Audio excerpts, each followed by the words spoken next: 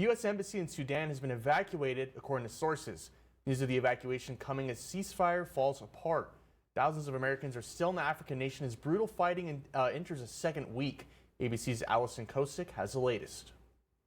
As the conflict in Sudan intensifies, a Pentagon official says the Department of Defense is considering using drones to oversee land routes to Port Sudan and possibly sending Navy ships to evacuate any Americans who make it there. That's as an estimated 16,000 Americans remain in Sudan, including about 70 U.S. Embassy personnel. Though the State Department says a larger scale evacuation isn't on the books, President Biden confirms the U.S. military has evacuated and closed the American embassy in Sudan. Senior administration officials called that a difficult decision and said efforts would continue to assist Americans still trapped in the country. Tamir Mohammed's two children are dual Sudanese-American citizens currently stranded in Khartoum with their aunt. We try to contact with the embassy.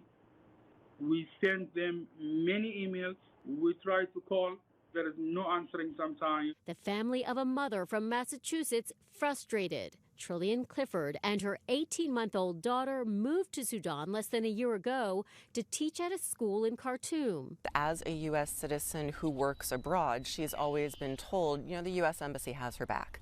And it's very clear that they don't. U.S. troops have been deployed to the region, but the State Department reiterating a warning to Americans. We have been clear-eyed about how American citizens should not travel to Sudan for months now. We have communicated to American citizens in the country about safety and security measures and precautions that they can take. This as a 72-hour ceasefire announced by both sides Friday deteriorating. At least 400 people have been killed in the violence, including one American.